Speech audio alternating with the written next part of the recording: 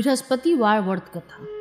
प्राचीन समय की बात है। भारत में एक राजा राज्य करता था। वह बड़ा प्रतापी तथा दानी था। वो नित्य प्रति मंदिर में भगवत दर्शन करने जाता था। वह ब्राह्मण और गुरु की सेवा किया करता था। उसके द्वार से कोई भी याचक निराश होकर नहीं लौटता था।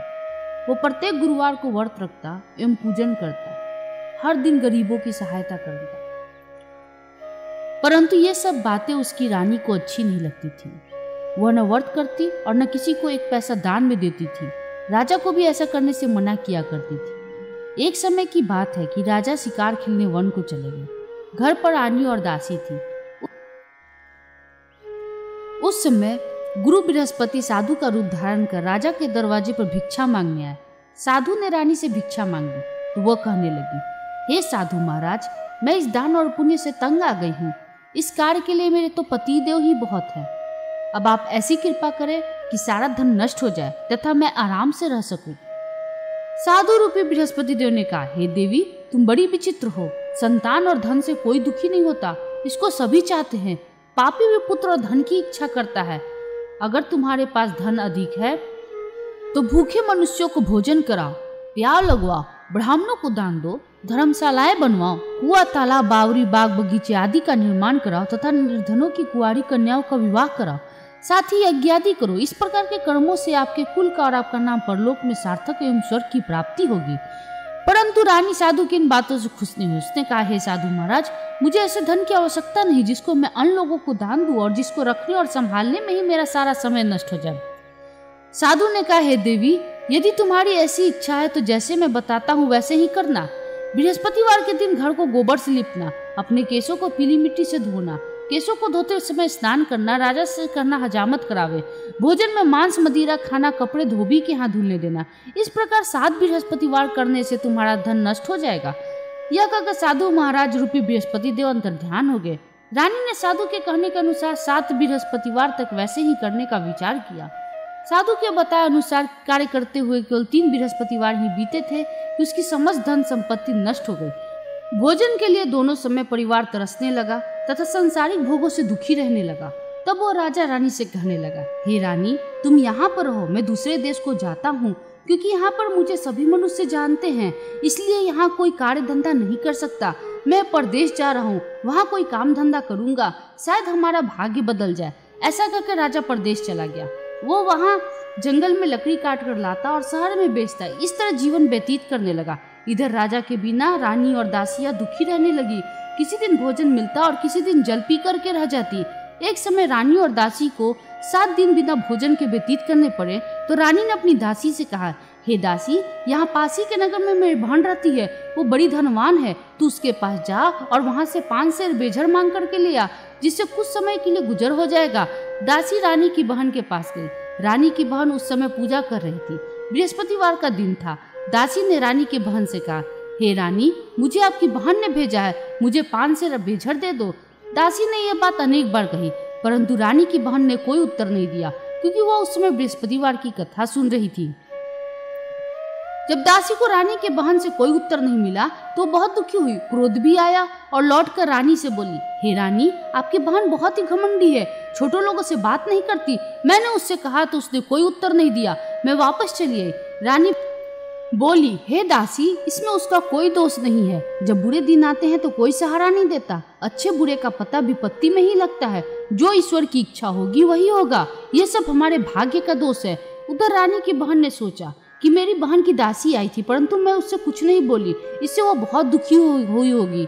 अतः कथा सुनकर विष्णु भगवान का पूजन समाप्त कर वो अपनी बहन के घर आई और कहने लगी, हे बहन, मैं बृहस्पतिवार का व्रत कर रही थी। तुम्हारी दासी हमारे घर गई थी, परंतु जब तक कथा होती है तब तक हम लोग न उठते न बोलते, इसलिए मैं नहीं बोली। कहो दासी, क्यों गई थी? रानी बोली, बहन, हमारे घर अनाज नहीं था। वैसे तुमसे कोई बात छुपी नहीं है, इस कारण मैंने दासी को तुम्हारे पास 5 सेर बेझर लेने के लिए भेजा था। रानी की बहन बोली, बहन देखो, बृहस्पति भगवान सबकी मनोकामना पूर्ण करते हैं। देखो, शायद तुम्हारे घर में भी अनाज रखा हो। यह सुनकर दासी घर के अंदर गई। वहां उसे एक घड़ा बेझर का भरा मिल गया। उसे बड़ी हैरानी हुई, क्योंकि उसने एक एक बर्तन देख लिया था। उसने बाहर आकर रानी को बताया। दासी अपनी रानी से कहने लगी, हे रानी देखो, वैसे हमको जब अन्न नहीं मिलता तो हम हर रोज ही व्रत करते हैं। अगर इनसे व्रत की विधि और कथा पूछ ली जाए तो हम भी व्रत कर लिया करेंगे। दासी के कहने पर रानी अपनी बहन के से बृहस्पतिवार व्रत के बारे में पूछा। उसकी बहन ने बताया, हे रानी बहन, बृहस्पतिवार को सूर्योदय से पूर्व उठ करके स्नान करके बृहस्पतिवार का व्रत करना चाहिए, लेकिन उस दिन सिर नहीं धोना चाहिए। बृहस्पतिवार के व्रत में चने की दाल मुनक्का से विष्णु भगवान के केले के वृक्ष की जड़ में पूजन करे तथा दीपक जलावे। उस दिन एक समय ही भोजन करे, भोजन पीले खाद्य पदार्थ का करे तथा कथा सुने। इस प्रकार करने से गुरु भगवान प्रसन्न होते हैं, अन्न पुत्र धन देते हैं, मनोकामना पूर्ण करते हैं। व्रत और पूजन की विधि बताकर रानी की बहन अपने घर लौट गई। रानी और दासी दोनों निश्चय किया कि वे बृहस्पति देव भगवान का पूजन जरूर करेंगी। 7 दिन बाद जब बृहस्पतिवार आया तो उन्होंने व्रत रखा। घुड़साल से जाकर चना और गुड़ बिन लाई तथा उसकी दाल से केले के जड़ में विष्णु भगवान का पूजन किया। अब भोजन पीला कहाँ से आए? दोनों बड़ी दुखी हुई, परंतु उन्होंने व्रत किया था, इस कारण बृहस्पति देव भगवान प्रसन्न थे। एक साधारण व्यक्ति के रूप में 2 थालों में सुंदर पीला भोजन लेकर आए और दासी को देकर बोले, हे दासी, यह भोजन तुम्हारे और रानी के लिए है, तुम दोनों करना। दासी भोजन पाकर बड़ी प्रसन्न हुई और रानी से बोली, रानी जी भोजन कर लो। रानी को भोजन के बारे में कुछ पता नहीं था, इसलिए वो दासी से बोली, जा तू ही भोजन कर, क्योंकि तू हमारी व्यर्थ में हंसी उड़ाती है। दासी बोली, एक व्यक्ति भोजन दे गया है। रानी कहने लगी, वो भोजन तेरे लिए ही दे गया है, तू ही भोजन कर। दासी ने कहा, वो व्यक्ति हम दोनों के लिए 2 थालों में भोजन दे गया है, इसलिए मैं और आप दोनों साथ साथ भोजन करेंगे। फिर दोनों ने गुरु भगवान को नमस्कार कर भोजन प्रारंभ किया। उसके बाद से वो प्रत्येक बृहस्पतिवार को गुरु भगवान का व्रत और पूजन करने लगी। बृहस्पति भगवान की कृपा से उनके पास धन हो गया, परंतु रानी फिर पहले की तरह आलस करने लगी। तब दासी बोली, देखो रानी, तुम पहले भी इस प्रकार आलस करती थी, तुम्हें धन के रखने में कष्ट होता था, इस कारण सभी धन नष्ट हो गया। अब गुरु भगवान की कृपा से धन मिला है तो फिर तुम्हें आलस्य होता है। बड़ी मुसीबतों के बाद हमने यह धन पाया है, इसलिए हमें दान पुण्य करना चाहिए। तुम भूखे मनुष्यों को भोजन कराओ, प्यार लगवाओ, ब्राह्मणों को दान दो, कुआं, तालाब, बावड़ी आदि का निर्माण कराओ, मंदिर पाठशाला बनवा कर दान दो, कुंवारी कन्याओं का विवाह कराओ, धन को शुभ कार्यों में खर्च करो, जिससे तुम्हारे कुल का यश बढ़े तथा स्वर्ग प्राप्त हो और पितृ प्रसन्न हो। दासी की बात मानकर रानी ने इसी प्रकार के कर्म करने प्रारंभ किए, जिससे उनका काफी यश फैलने लगा। एक दिन रानी और दासी आपस में विचार करने लगी कि न जाने राजा किस दशा में होंगे, उनकी कोई खोज खबर नहीं है। गुरु भगवान से उन्होंने प्रार्थना की और भगवान ने रात्रि में राजा को स्वप्न में कहा, हे राजा, उठ, तेरी रानी तुझको याद करती है, अब अपने देश को लौट जा। राजा प्रातःकाल उठकर जंगल से लकड़ियां काट कर लाने के लिए जंगल की ओर चल पड़ा। जंगल से गुजरते हुए वो सोचने लगा, रानी की गलती से उसे कितने दुख भोगने पड़े। राजपाट छोड़ करके उसे जंगल में आकर रहना पड़ा। जंगल में लकड़ियां काटकर उन्हें बेचकर गुजारा करना पड़ा। उसी समय जंगल में बृहस्पति देव साधु के रूप में धारण कर आए और राजा के पास आकर के बोले, हे लकड़हारे, तुम इस सुनसान जंगल में किस चिंता में बैठे हो, मुझे बतलाओ। यह सुन राजा के नेत्रों में जल भर आया और साधु की वंदना कर बोला, हे प्रभु, आप सब कुछ जानने वाले हैं। इतना कहकर राजा ने साधु को अपनी संपूर्ण कहानी सुना दी। महात्मा दयालु होते हैं। वे राजा से बोले, हे राजा, तुम्हारी पत्नी ने बृहस्पति देव के प्रति अपराध किया था, जिसके कारण तुम्हारी यह दशा हुई। अब तुम किसी प्रकार की चिंता मत करो, भगवान तुम्हें पहले से अधिक धन देंगे। देखो, तुम्हारी पत्नी ने बृहस्पतिवार का व्रत करना प्रारंभ कर दिया है। अब तुम भी बृहस्पतिवार का व्रत करके चने की दाल, गुड़, जड़ को लोटे में डाल कर केले का पूजन करो, फिर कथा कहो या सुनो, भगवान तुम्हारी सभी मनोकामनाओं को पूर्ण करेंगे। साधु को प्रसन्न देख करके राजा बोला, हे प्रभु, मुझे लकड़ी बेचकर इतना पैसा भी नहीं बचता जिससे भोजन करने के उपरांत कुछ बचा सकूं। मैंने रात्रि में अपनी रानी को व्याकुल देखा है। मेरे पास कोई साधन नहीं है जिससे समाचार जान सकूं। फिर मैं बृहस्पति देव की क्या कहानी कहूँ, मुझको ये भी मालूम नहीं है। साधु ने कहा, हे राजा, तुम किसी बात की चिंता मत करो। बृहस्पतिवार के दिन तुम रोजाना की तरह लकड़ियां लेकर शहर में जाओ। तुम्हें रोज से दुगना धन प्राप्त होगा, जिसे तुम भली भांति भोजन कर लोगे तथा बृहस्पति देव की पूजा का सामान भी आ जाएगा। बृहस्पति देव की कथा। प्राचीन काल में एक बहुत ही निर्धन ब्राह्मण था। उसकी कोई संतान नहीं थी। वो नित्य पूजा पाठ करता, परंतु उसकी स्त्री बहुत मलिनता के साथ रहती थी। वह न स्नान करती, न किसी देवता का पूजन करती थी। प्रातः काल उठते ही सर्वप्रथम भोजन करती, बाद में कोई अन्य कार्य करती। ब्राह्मण देवता बहुत दुखी रहते, पत्नी को बहुत समझाते, किंतु उसका कोई परिणाम न निकलता। भगवान की अनुकंपा से उस ब्राह्मण की पत्नी गर्भवती हुई और उसने 10वें महीने एक सुंदर कन्या को जन्म दिया। निर्धन ब्राह्मण कन्या के जन्म से बहुत दुखी हुआ। धीरे धीरे ब्राह्मण की कन्या बड़ी होने लगी। बचपन से उस कन्या की रुचि भगवान विष्णु की पूजा में थी। वो प्रातः उठते स्नान आदि करके भगवान विष्णु की पूजा करने मंदिर में जाती थी। बृहस्पतिवार को व्रत करके विधिवत पूजा पाठ करती थी। पूजा पाठ के बाद वो पढ़ने के लिए पाठशाला में जाती थी। घर से चलते हुए मुट्ठी भर जौ साथ लेकर जाती और पाठशाला के रास्ते में थोड़े थोड़े जौ गिराते जाती थी। जब वो पाठशाला से घर लौटती तो जौ के दाने सोने में बदले हुए मिलते थे। लड़की सभी सोने के दानों को बिन लाती थी।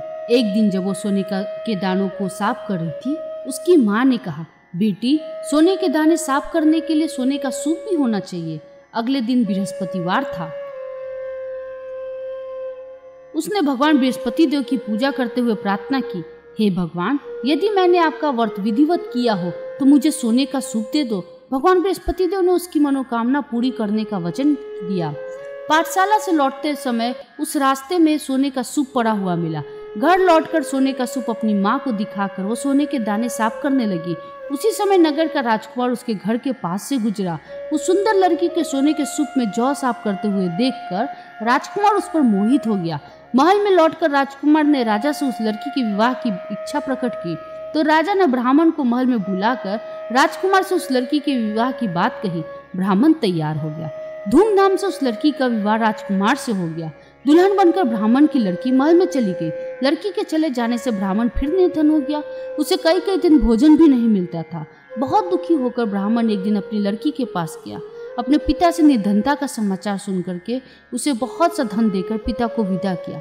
उस धन से ब्राह्मण के कुछ दिन तो आराम से गुजर गए, लेकिन जल्दी ही फिर भूखे मरने की हालत हो गई। ब्राह्मण अपनी लड़की से धन लेने के लिए फिर महल में पहुंचा। लड़की ने पिता की बुरी हालत देखकर कहा, पिताजी, आखिर आप कब तक मुझसे धन लेकर जीवन यापन करेंगे? आप कोई ऐसा उपाय क्यों नहीं करते जिससे आपका घर धन संपत्ति से भर जाए? ब्राह्मण ने कहा, मैंने तेरी माँ को बहुत समझा लिया पर उसकी समझ में कुछ नहीं आता। उसका फुहड़पन नष्ट हो जाए तो घर की निर्धनता भी दूर हो जाए। तब कुछ सोच करके लड़की ने पिता से कहा, पिताजी, आप कुछ दिनों को माँ को मेरे पास छोड़ जाओ। ब्राह्मण अपनी पत्नी को लड़की के पास महल में छोड़ आया। लड़की ने अपनी माँ से कहा, माँ, तुम प्रातःकाल उठकर स्नान आदि करके भगवान बृहस्पति देव विष्णु की पूजा अवश्य करना।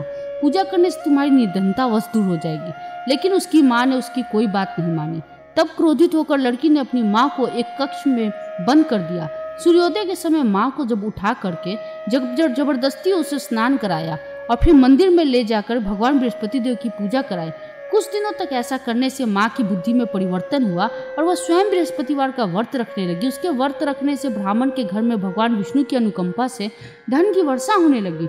दोनों पति पत्नी धन संपत्ति पाकर आनंद पूर्वक जीवन यापन करते हुए विष्णु धाम को चले गए। लकड़हारा बने राजा ने सन्यासी से भगवान बृहस्पति देव की यह कथा सुन करके बृहस्पतिवार का व्रत करके भगवान विष्णु की पूजा की।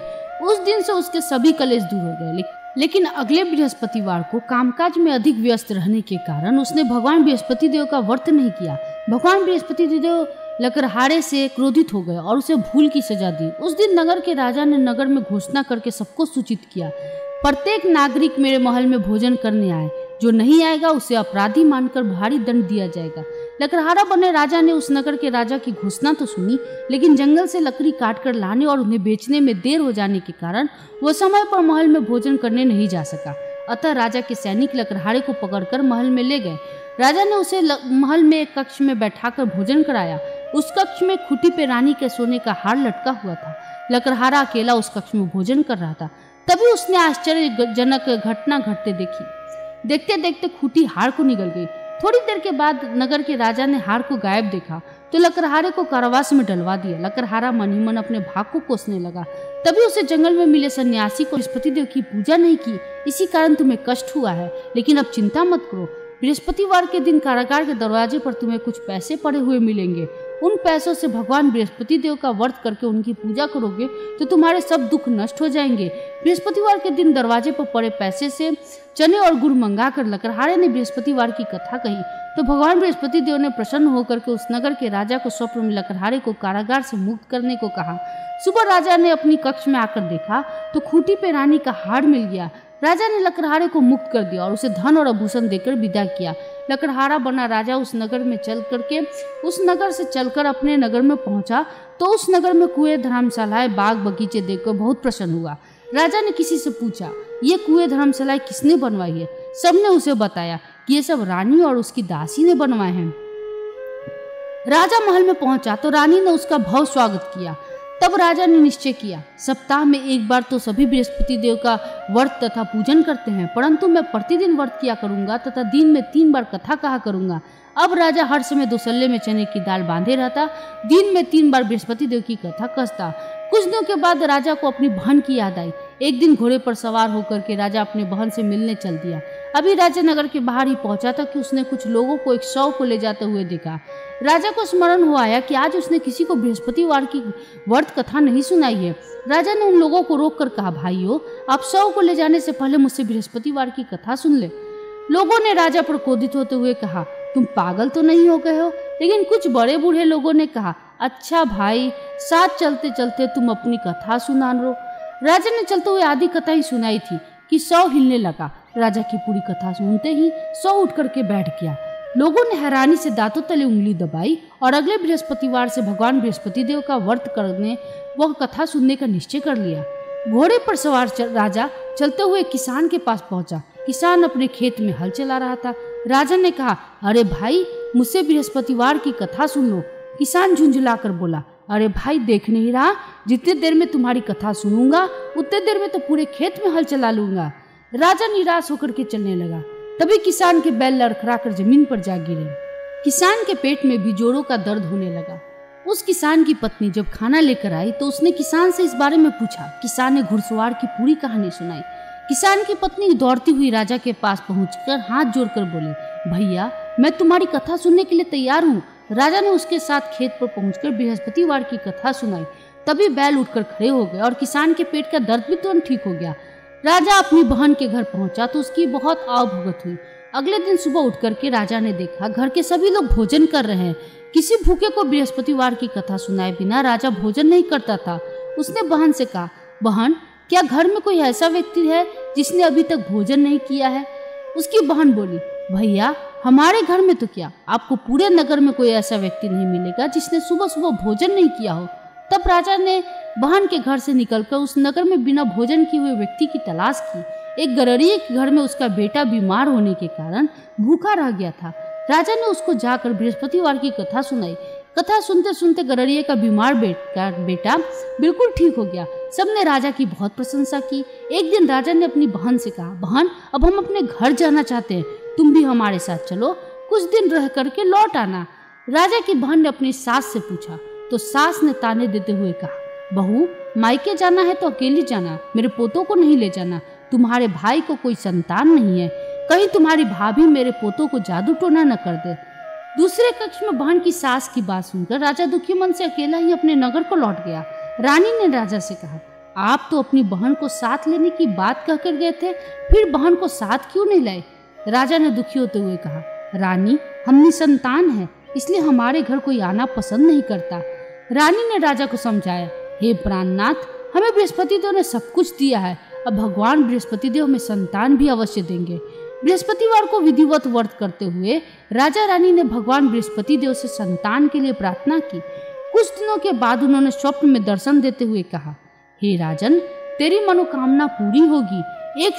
एक सप्ताह बाद ही रानी गर्भवती हो गई। 10वें महीने रानी ने एक सुंदर पुत्र को जन्म दिया। राजा रानी जीवन पर्यंत बृहस्पतिवार का व्रत करते रहे। उनके घर में धन की वर्षा होते रही। आनंद पूर्वक जीवन यापन करते हुए राजा रानी भगवान बृहस्पति देव की अनुकंपा से मोक्ष को प्राप्त करके सीधे बैकुंठ धाम पहुंच गए।